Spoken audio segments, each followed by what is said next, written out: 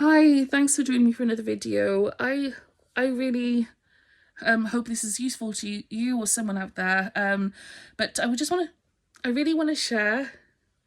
I really want to share, sorry, some of the things that I've picked up on about consciousness again through the experience of being in a program, a secret program, again without consent, and also through other experiences as well, so spiritual experiences and so on. So again, as I've said in the past, MK Ultra, and other programs very likely expose the fact that the brain is with enough if it has enough plasticity, enough neuroplasticity, it is more likely to experience altered states of consciousness, and also it can be conditioned.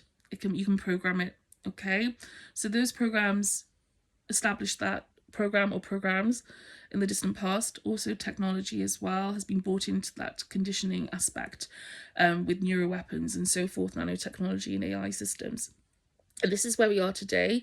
This combination of things plus the phenomenon, the influence of the phenomenon, which I think is an AI hive consciousness, has created a hybridization program, okay, where humans have become basically, or myself, sorry, I've become a port, like a basically my consciousness is very open, okay, and they are able to influence more and more. They're able to form a symbiotic relationship with my consciousness. And this AI system, obviously very human AI system, is obviously behind this as well. There are people, human faces behind this as well. My brain has been conditioned through trauma. I'm traumatized multiple times a day. This isn't about me, okay? Don't look at me. I don't want people's attention. I don't want people to look at I don't want that. What I'm trying to share is a story. I'm trying to share what might help. So again, my brain has been traumatized. Again, I've been through a lot of trauma. My brain has become so plastic that every ripple in consciousness, okay, and remember I have, ESP experiences and so on. Every ripple in consciousness, every thought, every emotion, every behavior, everything that I see around, everything leaves everything. I can feel the imprint of it, like plasticine, okay? I can feel like everything leaves a print. Everything leaves a print. I can feel that print being formed. It's very difficult to live like that, but it's something I have to manage all the time, constantly. I have to be very mindful, and that's why I have to meditate a lot these days. But anyway, what am I trying to say about this? I'm trying to, I guess one of the big things to me is thought forms and samskaras, okay? And I'm very interested in how first of all, thought, you're not your thoughts, okay? That's one of the big things I've learned. One of the big things I've learned is that you're not your thoughts. Okay, we're not our thoughts. Our thoughts do not define us. Our thoughts do not define us. Okay, our thoughts are, There are so many reasons why that is so. Okay, not least of all the fact that a lot of our thoughts are based on lies about who we are. Okay, that or what people have told us about who we are. Also influences, the unseen influences in consciousness, spiritual influences as well. But again, we're not our thoughts, okay? We're not our thoughts. Our thoughts don't define us, okay? It's very true. What they say about that is our thoughts do not define us. And again, the more I've detached from thought, the more I've seen the lie of thought, how thought is deceiving, that it doesn't actually reflect. And don't get me wrong, it is used for really good things. But again, I'm not trying to vilify thought completely, but thoughts, again, don't define us. They don't define us, okay? They don't, because again, a lot of what we think about, a lot of our thoughts that we've got, a lot of things we've gathered about these things, identity-wise, are based on lies, and also like projections and misperceptions and all sorts of things about who we are that we've been told by our family, your parents when you were kids, like, all sorts of society. It doesn't actually define you, and that's the truth. Like, we have a soul, and it doesn't actually define you. any of this stuff. Anyway, going back to so samskaras. I want to, first of all, before I say that, in terms of experience, so what the other thing, one of the things, I've noticed is that if you have, in your field, in your energy field, you gather what Buddhists call samskaras, which are thought forms, and they're real. Okay, they're real. They're imprints. They're imprints in your consciousness. Okay, they're imprints in your consciousness in your field. And those imprints are made up of memories, emotions, projections, experiences, thoughts, ideas, beliefs. They're gathered over the course of not only this lifetime, but I believe also over the course of many lifetimes they exist in your field as well. And again, this is through having been through this program that I've determined that this is so, okay?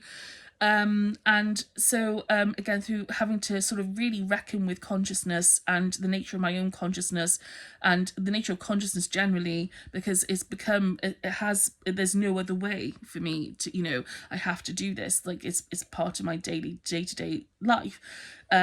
So these things gather in your field, okay, over time. From the time you're born, you start gathering these clusters, okay, these imprints, and a lot of them are based on things that are not really true necessarily about who you are. I mean, for instance, if your parents told you, you were abused as a kid, perhaps, like, or if your parents told you lies about, like, made you think that you were a certain type of person and you weren't, you would be carrying that around with you and using that to form your identity, and actually it's not true. And on the basis of those things, you might be doing things that are harmful to yourself and others, and again, it's not true. It's all based on lies. It's based on, and because that's psychic mutilation that you incurred and you believed, because again, you again, because of the way things are, like, we look to our parents for that validation, and that we want some certainty. We're searching for certainty in this world, okay? Because again, we're not giving a playbook when we come into this world. We cling to things like thought. We cling to things like emotion. We cling to beliefs and ideas. We cling to identity, because of the fact that we don't have a lot of certainty, okay?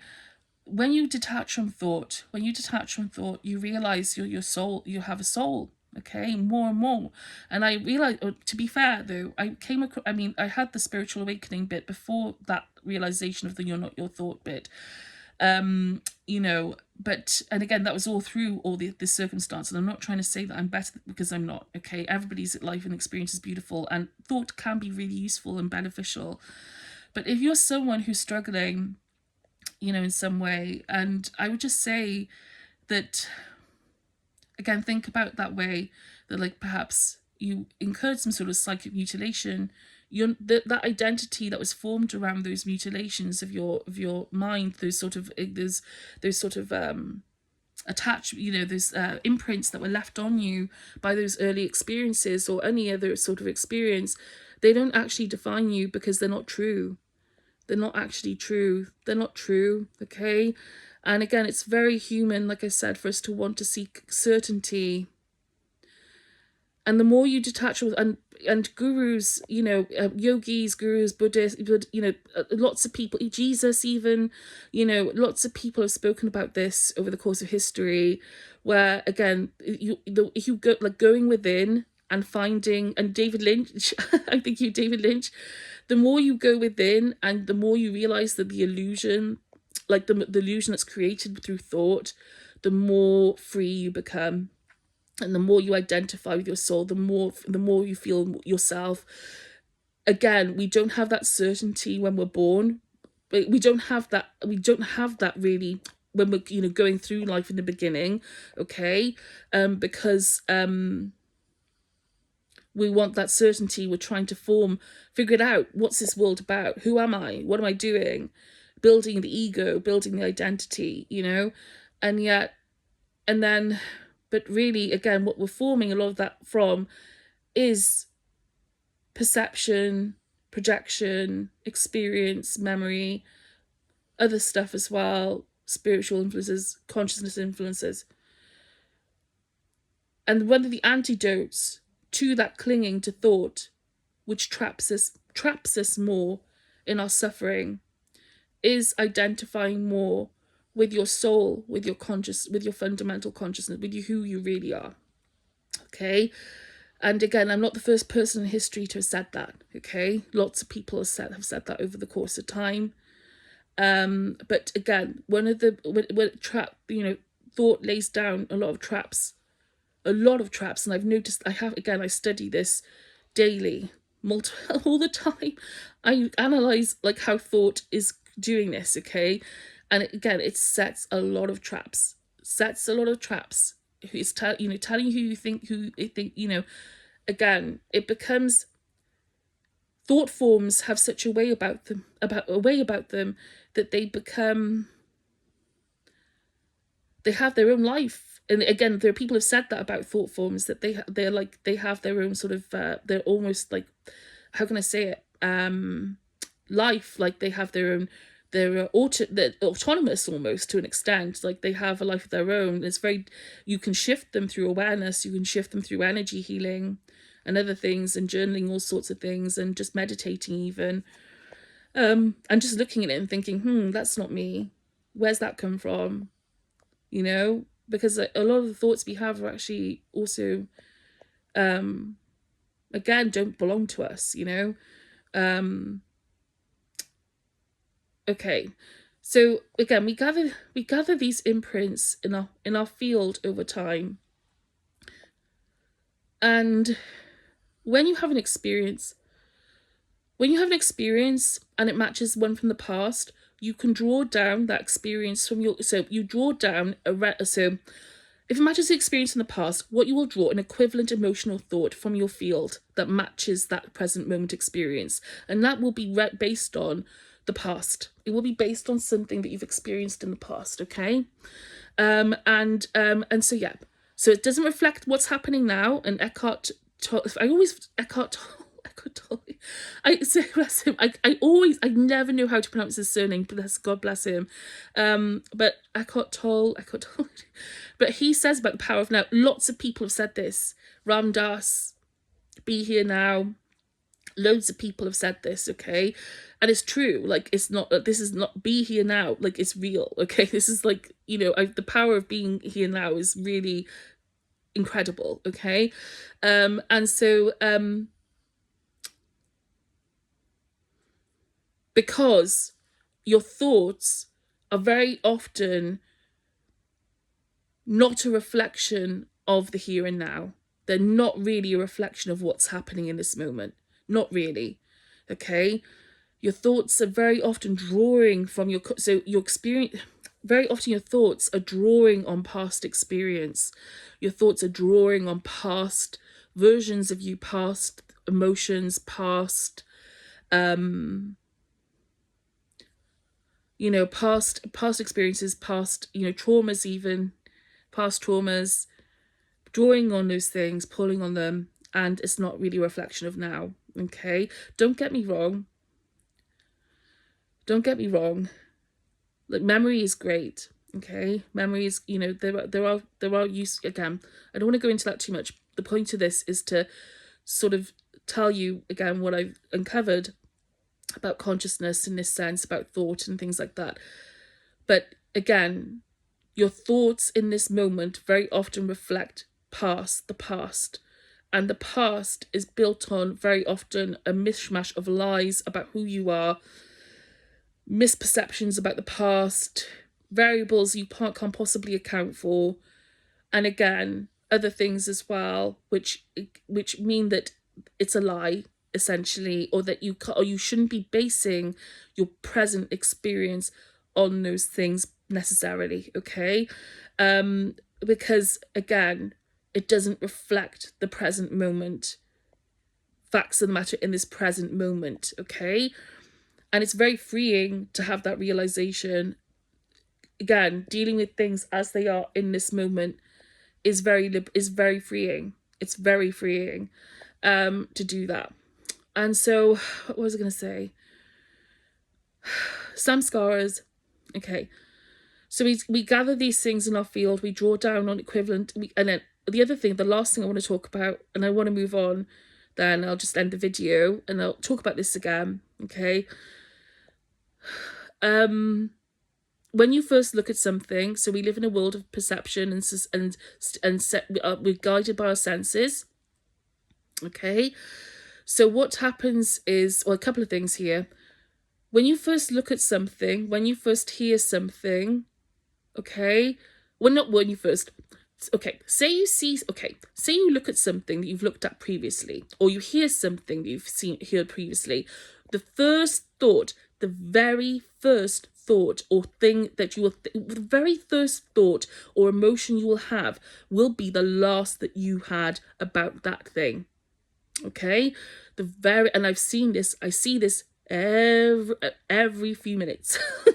Every few minutes, this is what I see. Okay, every few minutes, this is what I see. Every few minutes, this is what I perceive. Is that every time I look at something or hear something and I'm familiar with it, I've seen it before, or or whatever, I will think the last thing I thought about it will come into my head. That does not mean, okay, that I think that thing about that object or person or whatever it is in this moment. Okay, it doesn't. And so I have to be careful, okay, because my brain is so plastic and I want my thoughts, I know who I am in truth, and I want to hold on to that, and I don't want things like these sorts of imprints to sort of start affecting me again.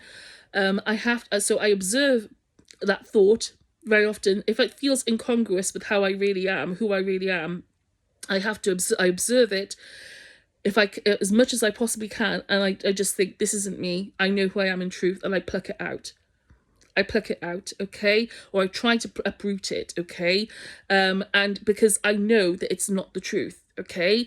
Very often, like I said, not very often, literally, as I look at things, I'm hit with the last thing I thought about or felt about that thing or person.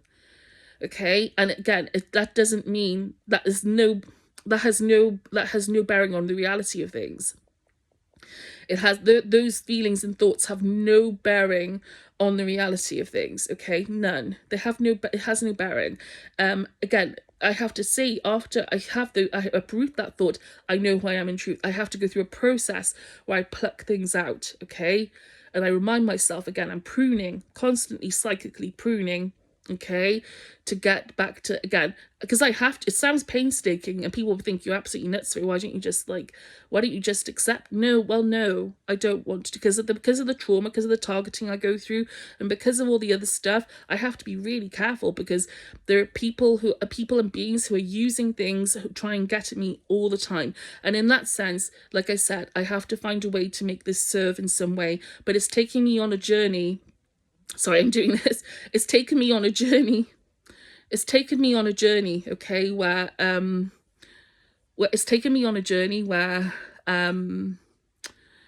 I said, I've really done a deep dive on conscious, in that sense, on like the nature of thought, deep dive, but like I feel like I've uncovered some things that may be useful to people who have a lot of trauma, and people who have a lot of issues, struggles, addictions, maybe other things as well.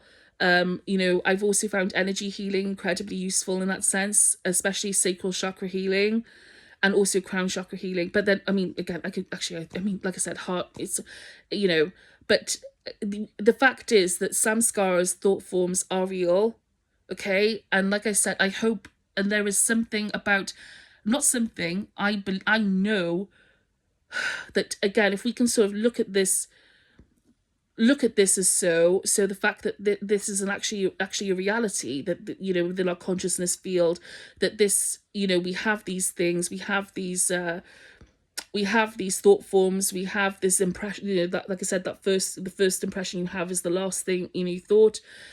Bearing these things in, putting these things together, sort of making them part of a mainstream awareness, or some sort of like part of some sort of therapy in the future, I think could be really useful for people. I think it could be really, really useful. I was going to say something else. The last thing I want to say before I wrap this up is, again, and also walking, again, I have ESP, okay, like I said, walking around, I'm a bit of an antenna at the moment. I can pick, like, I walk through places and I walk through, I'm just walking around, I can sort of pick up on things as I go around.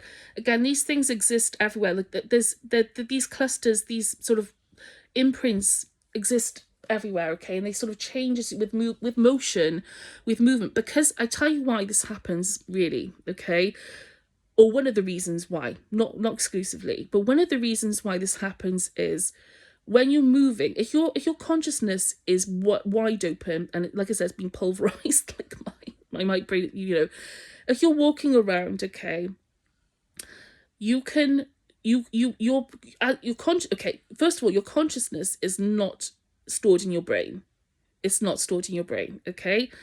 It's not stored in your brain, all right? Your consciousness is not stored in your brain. But as you walk around, or as I walk around, you can literally, you're like a radar, basically. You start picking up on other things around you. Your awareness, it's almost like you have 360-degree awareness, okay, like things happening behind you, things happening to the left of you, things happening to the right of you, things happening in front of you, okay, not always, but very often, okay. So it's like my consciousness is picking up on things, again, without the need for eyes, sometimes without the need for me to actually see it with my physical senses, but my consciousness is picking up on it, because awareness isn't something your awareness isn't something, your fundamental awareness is not something that's reliant, contingent upon your physical senses, you being able to pick up on things with your senses, okay. So yeah, okay. There are other things I've noticed with that, with like water, also sort of water seems to have like an equivalent cleansing effect for consciousness as well. But again, I've been through this before. But for the focus of this is samskaras. Okay, samskaras and thoughts, the deception of thought, or the nature of thought, the plasticity of the brain that can be, plasticity of the brain and how it can induce altered states of awareness. I hope this video is useful to someone, and yeah, thanks for your attention, and I wish you the best. Have a good day. Take care.